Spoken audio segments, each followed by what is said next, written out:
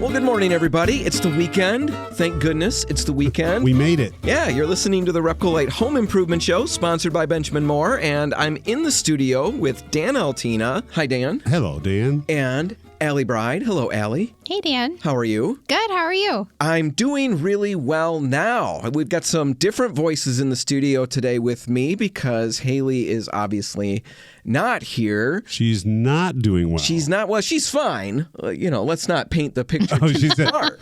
We're not digging a hole yet? No. No shallow graves or anything like that. She's doing just fine. But her family is recovering from an illness. Quite honestly, we've had 2 weeks off, I believe, doing Dan the show. started it. We don't technically know who started it. Allie is a new voice. She's been on the show once or twice. Allie just started working at RepcoLite just over a month ago. Yep. And she'd been here about 3 weeks. We were starting to, get momentum and start to feel like we're clicking as a team, learning new people. Allie has to figure out how I like things done and then learn to comply. And it's tough. It's hard to navigate. I'm very bossy. I get it. Yes, you are. Anyway, we're all starting to work along just fine. And I noticed I have a little scratchy throat. And 2 days later, I am out completely. I am sicker than I've ever been. I let Allie know I'm not going to be in. I don't know when I'm coming back. Turned out it was COVID. You were sick with COVID. I tested after you told me, and sure enough, you spread your germs to me. Thanks, Dan. Or you spread yours to me. I don't think so. We don't know yet. I don't know how we figured Still out playing the blame game. who patient zero is, or whatever that phrase is. But it turns out Haley's sick too. So we were just out of it. And then we kind of came back to work last week, but my brain was just utterly ridiculous. Slow going. Haley was here and we would be talking, trying to catch up. And we'd just stop in the middle, and I'd say, what are we talking about? What are we talking about? She said, I have no idea. I lost it about 20 seconds ago. Anyway, we knew we couldn't do a new show. And then, on top of it all, everybody's feeling better. Clearly, I feel better. Allie, you feel better. Yep. We're all back to good. And then Haley, of course, has a baby in daycare. And you know what daycares can be like. Yeah, it's like an incubator of germs. And so now they're sick again with something. Feels so bad for her. Awful. Yeah, I feel terrible. You feel like you're never going to feel good again. No, it's Right. miserable. And then you think about people who really are struggling with stuff and you realize how petty I am as a person. So true. Right. But that doesn't really change anything in how I do things. You're still a jerk. I'm trying not to be a jerk. Anyway, on the show today, we've got a lot of great stuff we're going to talk about. We're going to be talking, this is not going to sound great, but it is great. We're going to be talking at the end of the show. This part's great. We've got 5 questions you need to ask if you're tackling any home renovation, home decorating project, something small, something big. 5 questions Great to questions. ask. We're also going to be talking, this is the part that doesn't sound as exciting, but we're going to talk about how you determine if the paint on a surface in your home is oil-based or water-based. We've got all of that. Perfect. And then right now, we're out of time because the next section is going to take us so much time. So we got all the intros out of the way. We explained where everybody is and why we've got new people in the studio. We're going to take a break. When we come back, we're going to start with that oil-based topic. All right. Just ahead. Stick around. And we're back. You're listening to the RepcoLite Home Improvement Show, sponsored by Benjamin Moore. And I am in the studio with Dan Altena and Allie Bryde, both RepcoLite employees. Allie, you're a brand new employee. You've been here just over a month now, I believe. Yep. And Dan, you're the opposite of a brand new employee. Yeah, I'm a very old employee. Yeah, you're the grandson of the guy who started the whole thing with all other guys, right? So this has been your life. Yeah, really. Since about 1978. Yeah. That you've worked here, but it had to be hanging over your head your entire life, right? yeah, pretty much. Yeah. There was no other future for Dan except this. This is it. It was just what it is. I'm living the dream. Anyway, we're all here and we're just working our way through a bunch of different topics. Right now, what we want to talk about is something that, Allie, you posted. You're doing our social media. Yep. Starting to work on that. And one of the things you posted a few weeks ago, you asked a question, just what do people want to see on the page a little more? And we got a lot of great answers. One of them was somebody asked a very specific question about, can I paint latex over oil or is it oil over latex? I can never remember. How do I know what kind of paint I've got?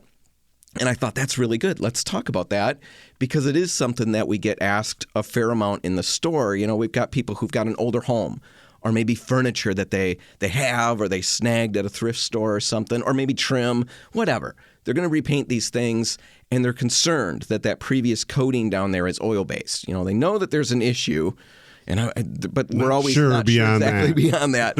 So they come in and they want to know, what is this? How do I tell if it's oil-based or not? And if it is oil-based, what do I do? Do I have to keep using oil-based paint? That's always the big fear. So since these questions come up all the time, since it was brought up on the social media page, let's talk about them here. And let's start with, really, the beginning is determining what kind of paint is on the surface. You know, you've got this shiny trim, let's say. Let's just use that as the example, so we're all talking about the same thing. Got a new house that I moved into. It's an older home. The trim is super shiny. Yeah. You know, is that oil-based paint? What do I do? How do I test it? Well, the thing is, there's a really super simple test. Easy. Everybody's got all the ingredients, all the tools that you need. Hopefully. Yeah, I guess I shouldn't say everybody's got them. All you need is ammonia and a rag. If you love cleaning, you probably have ammonia. Everybody loves cleaning, don't they, Dan? Doesn't. It's one of my favorite things in the whole wide world.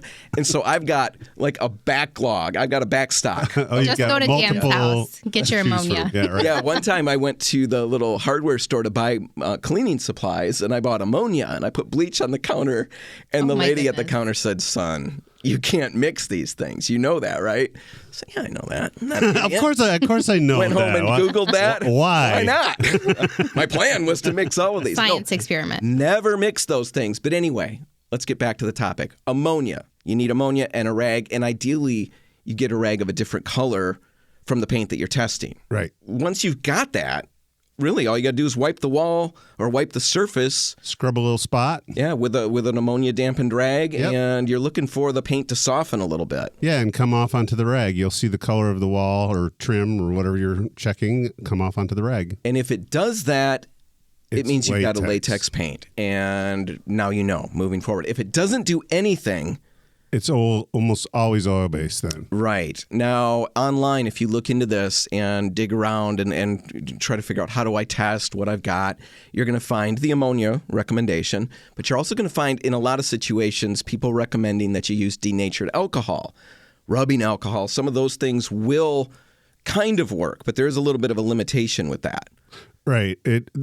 Newer latex paints generally aren't as susceptible to that as older ones. So if it's an old latex paint, you get it off with alcohol. If it's a newer one, maybe not. Right, and then you could falsely determine that you've got oil-based paint when in fact you just have a newer resin in that latex that's on there. I wish I would have known this. Yeah. Like 10 years ago. It would have been such helpful information. Yeah. It is such helpful information, and it's so simple, such a simple test. So ammonia is the way to go. Put that on a rag, wipe the surface. If the surface softens a little bit, if the color comes off onto the rag, it's water-based paint. Yep. If it doesn't do anything using ammonia, it's oil-based paint. So, all right, let's say that we do that test and we find out that the trim that I'm looking at painting is probably oil-based paint. Now what do I do? That's the next part of the question. Can I paint latex over that oil, or do I have to stick with oil? Well, the short answer is you can paint the latex over the oil. As long as it's prepared properly. And we're going to walk through all of that. Now, what I'm specifically talking about are interior paints in this particular, everything I'm going to spell out is largely built around interior paints, because exterior stuff, if I've got oil on the exterior, it's not going to be a shiny situation. Right. And the shininess of oil-based paint is part of the reason that we have adhesion trouble. And that's the reason we talk about this. Can we put this over that? It's because will it stick, right? So when the paint is dull, generally you don't have a problem with it sticking. Right, which is, honestly, we should have brought that up. That's very, very good, Dan. This is not your first rodeo. You've done this before. No, because people tend to think it's oil and water. Oil and water don't mix, and that's why I can't use the latex over the oil. And that's not necessarily really what's going on, because we do have oil-based primers that we can put a latex paint over. And the reason that you can do that is because the oil-based primer is flat. Yeah, it's the smoothness of the surface and the hardness of oil-based paint in particular that makes it hard to stick to. Yeah, so on the siding of a house exterior, it's probably going to be flat. There's different prep steps. You still want to talk about all of that. Come into the store if that's the situation you're talking about. We'll walk you through that. What I'm talking about right now is interior trim. Let's Doors say it's shiny. Yeah, doors, cabinets. cabinets, furniture, whatever. It's shiny. You can still put latex over that, but you do need to take a number of prep steps to make sure that you get great results. And before we get into that part, we've got to address the elephant in the room, the whole lead-based paint thing. Lead-based paints were used in homes technically up until 1978. Yeah, that's when lead-based paint was banned. And why did we use lead in the paint in the first place? So for a long time, the early part of the 20th century, white lead was the most highest hiding, brightest white pigment that we had. And so it was used commonly as a hiding pigment, as a white pigment. And then in World War II, titanium dioxide took over as the predominant white pigment that's in paint, plastics, all kinds of things. And that's when lead stopped being used. Right. They didn't stop using it necessarily because there were concerns about health or anything. No, it was economics and quality. And then we discovered that there were health concerns. Right. And so by 1978, it's regulated pretty much out of existence. That's right. But if you have a home or a surface that was painted pre-1978, and the farther back you go, the more likely you're going to run into lead. Absolutely. But if that's the situation, if it's pre-1978, you do need to understand that there's a possibility that there could be lead-based paint there. And if you're concerned that lead is present, you don't want to go and sand that. You don't want to go and do all of that. You do need to figure out the right way to move forward. There are EPA recommendations regarding how to deal with it. We'll put those in the show notes. There are lead paint test kits that you can get. Right, to determine if it is lead-based paint. Right. So I'll put that information in the show notes. If you're concerned about lead-based paint, figure it out before you move ahead with any of this. But let's just say I know it's regular oil-based paint. What do? It's a shiny surface. Again, we're talking trim just to keep this simple. Shiny paint on the trim. It's an oil-based paint. How do I get latex on top of that? First thing is to wash it really well with a good degreaser. Got to get it clean. Right. So we'd recommend Crud Cutter, Challenger. What about TSP? How do you feel about TSP? Yeah, Jim? TSP would work fine too. Yeah. Anything that'll get rid of wax, oil, grease, furniture polish. Those Murphy's oil soap leaves a residue. We got to get all of that off before you do any scuff sanding. Right. So first thing, wash everything down. Then you're going to scuff sand that surface with a 180 to 220 grit sandpaper. If you would skip the cleaning step and go right to sanding, it's possible that you'd be grinding those things into the surface, making it worse. Yeah, don't want to make it worse. Nope. That's the opposite of what we're trying to do on the show. So start with a good cleaning, then do that scuff sanding, 180 to 220 grit paper. Wipe that surface with a damp cloth. I know it feels like you're really overdoing the cleaning here, but you've got to get that sanding dust off. And like Dan said, you don't want to sand first and grind anything in. So you've got to work it through these steps. Yep. Wash it, sand it, wipe it clean with just a damp rag. Sometimes people will recommend using a tack cloth, which contains wax, and now you're putting the potential is that you could be putting wax back onto the surface. Right. Now tack cloth is just a sticky, almost like a cheesecloth kind of a material. Real open weave fabric. And yeah, people would use that to get all the dust off because it grabs it, it collects it, but it can leave a residue. Don't use a tack cloth when you're going over top of this with latex paints. Right. So just wipe it with a damp rag. Once you've got that done, you need to prime it. And there are tons of options here that you can use, but what we'd recommend is that you're really focusing on a primer that's going to promote adhesion. That's what you're looking for, a bonding primer. Insulex makes sticks. Yep. STIX, it's actually a Benjamin Moore product, and it has superior adhesion. I mean, this is some of the best I've ever seen. We've painted things like shiny ceramic tile, Allie, and brought that to different shows or, different home expos or something like that. And we've done no prep. We'd never recommend that. But we did that for this example. We painted half of that tile, the shiny ceramic tile with sticks, no prep, and then we try to get people to scratch it off. And they can't scratch it off. That's crazy. Even like a piece of glass, you can't hardly get it off. It bonds so well. It's great for high traffic areas like kitchen cabinets, trim, anything where you really want to do the very best job that you can to get the best adhesion and the best results possible down the road. Insulex makes sticks. That's the product to use, or that's a product to use. It's soap and water cleanup. Yep. Really nice that way. It is a little pricier though. RepcoLite also makes a product called Quicksand, which is not a multi-purpose primer. It was not made to be a bonding primer. It was made to just particularly, cover a bunch of really good surfaces. But it turns out, it bonds really well. Yeah, it was kind of a surprise to all of us. So we've got this great option, and it's a great price point. That's RepcoLite's Very Quicksand Soap and Water Cleanup.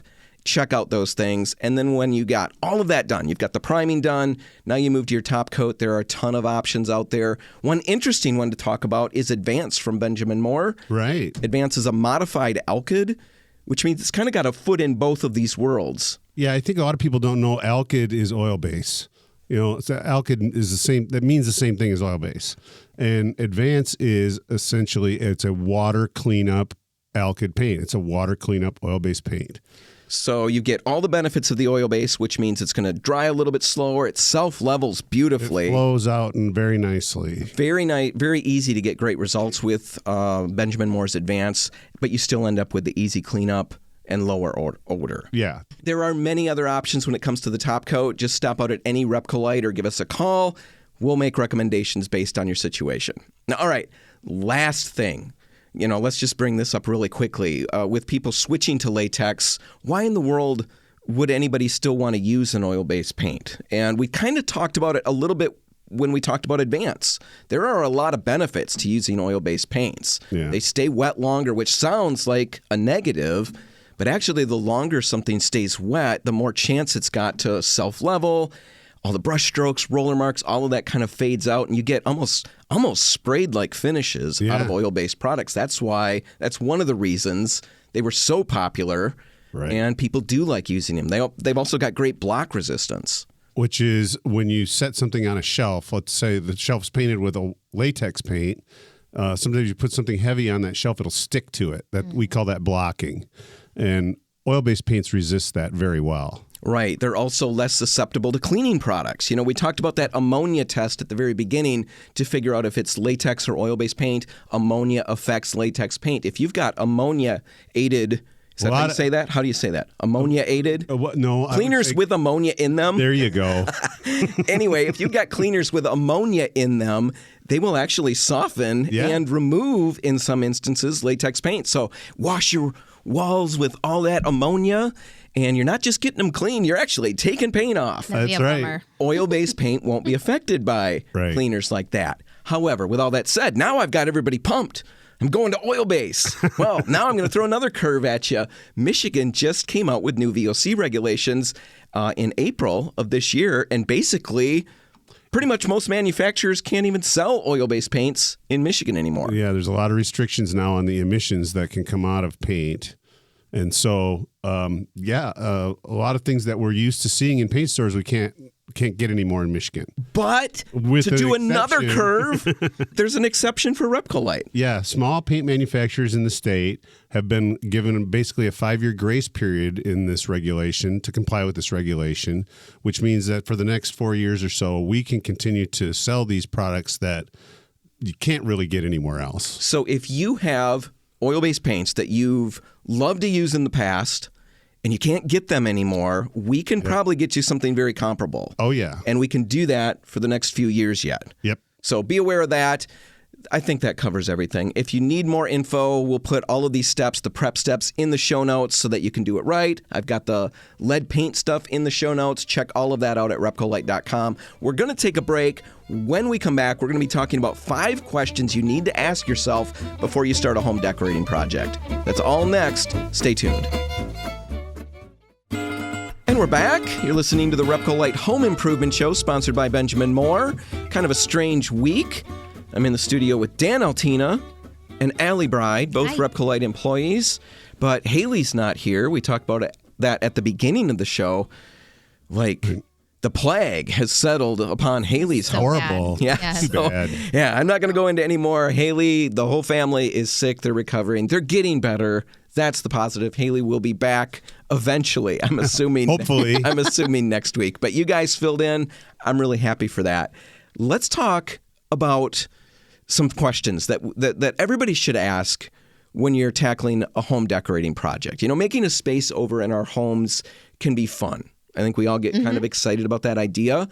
But I know, the reality of it, it's also daunting. Once we get into thinking about the details of the project, that's where it begins to be a little daunting, especially as we start pricing it. For me, when I start looking at the economics of it. Yeah, right. Wow. Yeah. Yeah. And now all of a sudden, everything has more weight because I don't want to just make a wrong choice. It's not just Not a rash decision Yeah, that you you're don't going to just- regret. right. The Right. little drawing that I made isn't quite right. I'll just rip that top page off. I've got 100 pages here. I'll go to the next one. No expense. No, nothing wasted. No, in a room, you get the wrong color on the walls. Buy I've the done wrong that. couch. Yeah. Well, yeah, all of that's expense. It's time. You want to get it right. And we want to help you do that. So let's talk about some specifics that will help you get your room makeover right the first time. And really, to begin with this, we've got some questions that we want you to ask yourself because we think that will really help. But before we get into those, let's just talk about what good interior design is and what it isn't. And first thing, what it isn't. Good interior design isn't just coming up with great color schemes and good furniture and accessories.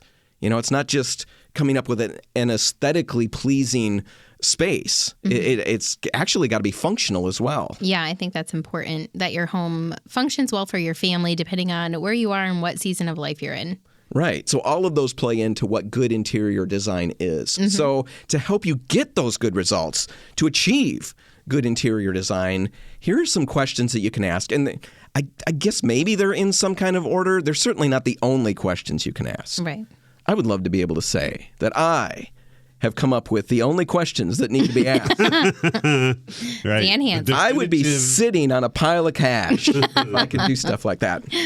These are just good questions to ask. Some of them maybe seem really obvious. Some of them maybe seem very complicated. The first one, when you're starting a project, looking at a space, I think the very first question that you need to ask is, how do I want the space to make me feel? Mm-hmm. And that is super crazy touchy-feely.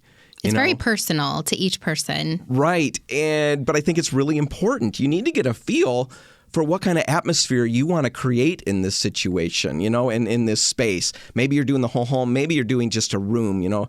Allie, I know you've got a mudroom project that you're going to be tackling. I've got one of my kids is redoing a bedroom and going to be taking over a new space in the house. And we've had this conversation. What kind of atmosphere do you want to create? Are you looking for something that's going to make you feel comfortable and relaxed? That maybe like the entryway. Maybe I want to walk in and feel like I'm breathing a sigh of relief because I'm finally home, which, Dan, I've never had. I leave work and it's always I got to go home. Right. No, that's not true. That's just me sucking up. But yeah, maybe you want to walk home and just feel like, oh, great, I'm finally here. Well, that's the atmosphere you're trying to create in that space. Or the bedroom for my daughter. She wants a space that she can just chill. That's her word. I want a to be able space to where chill. I'm tired, where I can feel tired. I'm going to go That's to sleep. work for me, Dan. That's like, I get here and I'm so tired. And sleep for a little bit. Yeah, so you might want that. Maybe you want to feel happy, cozy. And like Allie said, all of those things are very personal. But you've got to ask yourself, what kind of atmosphere am I trying to create in this space? It sounds kind of goofy maybe, but it's going to really direct you and help you clarify some of the further things and the decisions that you've got to make. Yeah. So second question. What purpose do I want or need this space to serve I for think me? that's like the most important question. So for you, if I this had is to the pick most one, important. Yes. All right. So yeah, as we mentioned in the beginning, interior design isn't just colors and atmosphere. There's this functional component as well. And so you've got to ask yourself, what do you need this room to do for you and your family? Yeah. Is it all about gathering together? Do you need a big space to do that so people can talk and visit? Is it about, just finding that place of personal rest and relaxation, a place of silence, some place to curl up with a book? If that's what I need out of that space, that's going to affect lighting choices, color choices, Right. furniture It kind of choices. sets the tone for everything. Right. So think about that. Is it about storage? For me, that's always one of my Right. major needs. Every room is about storage in our house. Yeah, right. It is. That's a major thing that needs to play out. And I need to keep that front and center because storage doesn't often, or at least it certainly doesn't always, lend itself towards aesthetically pleasing design. Right. Right. So if I really over-focus on the aesthetically pleasing and forget or let the storage part of this just slide. That's what I generally do. I always know that I need storage, but I always tend to let the aesthetically pleasing part of the design trump the other part. I always figure I'll get enough tempting. storage. I got to remember this is what I need here. Yeah. And that means I'm going to have to make some changes and maybe some compromises to how everything plays out, because both of these have to work together.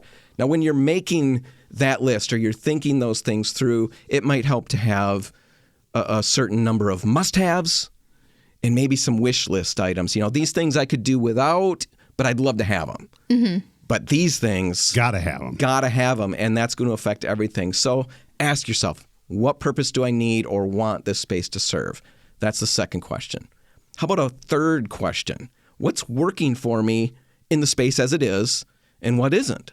Right? This is the budget-friendly Dan, the budget-focused, budget-conscious Dan is always thinking about, okay, what? I don't want to completely wholesale start from scratch. I would like to, honestly, but I know that it's probably not Dan's feasible. got limited funds, and he can do what he can do. So I've got to look at what's working for me, and this could be furniture that's working for you that maybe could be painted. Or maybe it's painted furniture that could be stripped and returned to a natural wood look, or whatever. There's so many things you can do. So, like Allie, you're working on a mudroom. Yep. You just moved into a new house. Yep. And right when you started the job here, it was all in the same week. Yeah, it was supposed to be like that, but it's okay. Yeah. It's working out. It all worked out. So she's got a new house, a blank slate. You've got a mudroom that actually looks really nice, but it's not quite working for you. What parts of it are? It has lots of storage. It has a locker system and a closet, which we came from a house that was built in the 40s where we didn't really have closets. So to have a closet in the mudroom is amazing on its own. But it's beige and white, and my personality doesn't show through. I want a little something more when I walk into my entryway. You want to be proud of it. Yeah. You walk in, but have a you little do pizzazz. Be inspired a little Yeah. more. But you do have things in there that are working for you that you're going to work with and build off of. So find out those things in your project. What are they? What things are playing into all of the things that you want to create with the atmosphere, with the needs that you have from that space? What's working for you? What isn't? And I think when you have a whole house that you're doing, maybe just focus on the one that isn't functioning well for you in that moment. Right. I think that's really important too. All right. The one you dislike the most. That one. Yes. The one that if somebody said, which room are you going to burn to the ground first? That one. Maybe Which room Do do you you have a not room? want to hang out Do you in? have the room? No, Which one is it? mine is the entire house. Anyway, we're going to take a break. I think we're going to have to just pause on this. We've got more stuff we want to cover, right? Come back to this. Yeah, I think we're going to get the other two questions on the other side of the break. So everybody hang tight, get little snacks, go to the bathroom, whatever you've got to do, and then be back at the radio in maybe, what do you think, 2 minutes? I think that's about right. I don't know if that's right or not. We're going to give you 2 minutes, and we'll be back with more good stuff. That's just ahead. Stick around. And we're back. You're listening to the RepcoLite Home Improvement Show, sponsored by Benjamin Moore. Hopefully you got your snacks, you made your bathroom pit stops, all the things that we commanded at the end of the last segment. Required you to do. Yeah, we've got expectations. We try to provide good stuff, but we expect something from you too. And hopefully all of that's taken care of. And now we're going to work through the rest of our questions. We're working through 5 questions that you should ask whenever you tackle a home makeover, or even just a room makeover. And we've already covered in the previous segment the first 3. I'm not going to recap entirely because that would be dumb. You can go back and instead find those online at RepcoLite.com. But just to summarize, so we're all back on the same page, the first question you need to ask is, how do I want the space to make me feel? The second question is, what purpose does the space need to serve? The third question, the one we just covered, is what's working for me in the space and what's not? What kind of things do I need to change? What things can I use? Now let's get to the fourth question, and it's this: what appeals to me? What colors are you drawn to? And then I think the big question here is to ask, how do those colors fit with the atmosphere that I want to create? Yeah. Color psychology is a real thing. It's a touchy-feely topic. And but it's so true. Right. Sometimes we tend to, at least guys, I know Haley would always talk about it. Betsy before Haley would talk about it. Working in the stores at RepcoLite, we would talk about it in literature that would come through to us as training materials, color psychology, and it always felt a little foo-foo. Yeah, right. Like feng shui. Is this real? Yeah, but it really is. It's not easy to create a relaxing, restful space, if that's your plan, if you love reds and oranges. Reds are energizing colors. Oranges are energizing colors. We had this with that room that my daughter wants to redo, this bedroom. And she wants, atmosphere-wise, she wants a resting, a relaxing space. It's a bedroom. She wants to be able to chill there. What colors do you like? Bright yellow. Well, those things don't work well together. I mean, you can make it happen, but it's going to take some work. You need to pay attention to that. So you got to figure out what you're drawn to. And for Tessa's room, to solve that, we went to a very muted yellow. And that helps us get those things all accomplished. It's not as bright. Right. Still feels warm and inviting. You can do it. So if you love reds and oranges, there's ways to incorporate elements of that. Maybe with things not saturated on the entire walls. Maybe with pillows or... Right. Yeah, accessories. Yeah. But you need to figure out what appeals to you and how it connects to all the other components that we talked about. What other elements are you drawn to? Do you love wallpapers? That's something that needs to be a part of... I'm a total fan. Yeah. So that's a big thing for Allie. Haley loves wallpaper. I have not used a lot yet. I intend to. I feel like that would go on my list of things I'm drawn to because there's so many great patterns out there. Furniture styles, certain art. You need to figure out what appeals to you. And this all sounds kind of easy. I think I can just pin down what colors I like, what furniture styles I'm drawn to. But I think it's tougher than we think initially because we're so influenced by trends and the newest thing and something that we see that's maybe not the newest thing out there, but it's new to us. Yeah. Completely drawn to it. I remember when, years back in the 90s, I started working at RepcoLite in mid-90s, and we sold a lot of soft white colors, off-white colors. Yeah. All the time. All anybody wanted was China white, These soft white, white white dove. Right. And it's all boring after a while, because I'm making the paint. I want to see some color. And then all of a sudden, bright colors started to be a big thing. Lime green, I remember, I've talked about it on the show here. I was so pumped when I saw lime green. It was so fun to make, so fun to open the can and see all this color. And I was convinced this was going to dominate my home. Until about 3 weeks later, when I looked and I realized, what was I thinking? I don't like this color. I couldn't live with this. This is insane. I was drawn to a trend, and if I acted on that trend right away, I would have had to redo everything. So you need to figure out what really appeals to you. A really easy way to do this is to create something we've talked about on the show over and over again, a color folder. It can be a literal folder that you carry around, maybe something small that fits in a purse, maybe something that fits in your, what do dudes carry? A fanny pack? No. Man bag. A man bag. Whatever. It could be a literal thing. It could be something online. I think a digitized version would be like a Pinterest, or create your boards and you'll start to notice these specific design elements that you're grabbing to or paying attention to more and to go off from as there. you see color chips and as you see wallpaper samples, snap pictures, whatever you've got to do, chuck them into this folder wherever it is, whether it's digital or real. And then as time goes by, the big thing that makes this work is that you weed it. You go through it and you move the things out that don't appeal to you anymore. And there's going to be those things. And you keep the things that you really love. And as time goes by, if you do that regularly for several months, you're going to start to find hone in on what it is. This is who I am. This is what I really like. And it's not necessarily going to give you this exact blue or this exact green or something like that, but you're going to know. I really lean towards these natural, very earthy colors. Yeah. And then you can start from that. Right. So do all of that. That's the fourth question. Fifth question, do I need help and where do I get it? We're not all experts at everything. The answer is yes for me. Yes, help? Desperately need help. Well, we think about doing brakes on a car. Not everybody feels comfortable just jumping in and doing brakes. We know that we might need an expert to do that, or maybe rewiring our entire home. There's not very many of us that are just going to legally feel good about doing that. Feel good about that situation.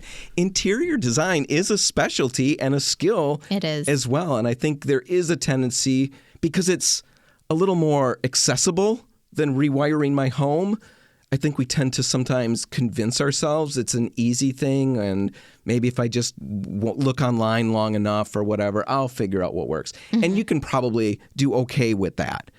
But when you bring in an expert, you're going to find things that you never thought were even possible. Right. So consider that. Where are you at on the scheme of things? Do you need help? There are interior designers that will cover almost any economic price range. And I know sometimes when you talk about getting an interior designer, my tendency is to think, well, that prices them out of my reach. Well, Yeah, they'll even not help for you. me. Right. And they'll even help you pick a paint color. Right. Something simple. It can be so simple, and there are people who will work in any price range. A lot of the designers, especially since COVID, all those years back, have developed online, consultations. Yeah, which is great. Discounted pricing. Check into that. You can get the help you need. Like Allie said, they can just recommend a paint color.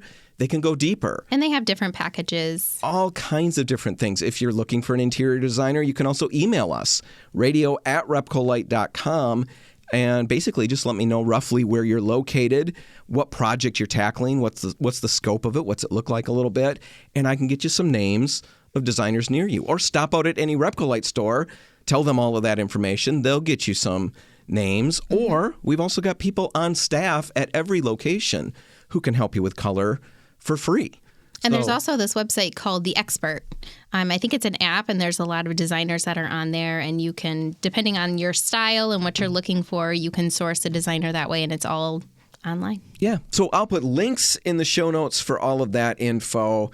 But before we wrap all of this up, I know I said I had 5 questions you can ask yourself. I've got bonus questions. Ooh, even better. Technically, it's kind of 8, but let's imagine a couple different scenarios. I guess I'm thinking about maybe there's somebody out there who's looking at changing all kinds of spaces and they're feeling overwhelmed with it. It's not just one space that they're working on, a whole bunch of spaces. And that can be, really overwhelming. Here's a quick question to ask yourself.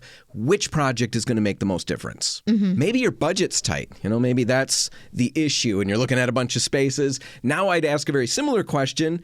I'd ask which project is going to make the most difference at the lowest price. Now that is the question I ask all the pretty time. much everything. Yeah, when I look at different spaghetti, which option is going to make about the same difference at the lowest possible price? But ask yourself, and of course, then jump in and do that particular project. The one question, the extra bonus question that I really like the most is maybe to help people in this scenario. You've got a lot of different projects and you're stuck. Not stuck just because you're overwhelmed or it's budget. I'm just stuck. I maybe start a few of these and I never get anything finished. I can't get any momentum. Here's the question. Which project can I start and finish the quickest? Find that project, start it, get it over with, and completely wrap it up. Because when you do that, finishing a project is going to give you the momentum that you need to get moving again. Being able to see success A and sense of accomplishment. cross something off of your list feels really good, and that might give you that extra oomph. You'll be a little inspired to continue. To get moving to the other projects. All right, there's more we could say, but I think that at least gets us a start. 5 questions you can start to ask before you jump into a project. Check out the show notes for more info. As we mentioned, Allie's going to be working through a lot of these questions in the upcoming weeks on our Facebook, Instagram, TikTok, and all of those pages. And she's going to be showing the process of her mudroom from start to finish, walking through why she's making changes, what she's going to do. Yep. It does function well. It functions well. Yeah. We're just going to make it better. Make it better. You can follow that process. Get online, find those pages, follow them, like them, do whatever you've got to do. You'll follow the process. All right. That's all the time we've got. We're going to have to wrap this one up. If you want to find it again, you can find it online at RepcoLite.com. And while you're there, you can subscribe to the podcast. You'll never miss another episode. Or if you don't want to get that invested at this don't want to point make that yet, commitment. you can still check out all of the past episodes, all other, 332 other brilliant episodes. And after you've listened to 2 or 3, you'll either be crazy or you'll be subscribed. So check that all out at RepcoLite.com. Whatever you do today, make sure paint's a part of it. The RepcoLite stores are open Monday through Saturday. Sunday, we have some family time. Watch some football. And then we're right back at it on Monday. Have a great weekend, everybody. I'm Dan Hansen. I'm Dan Altena. I'm Allie Bryde. Thanks for listening.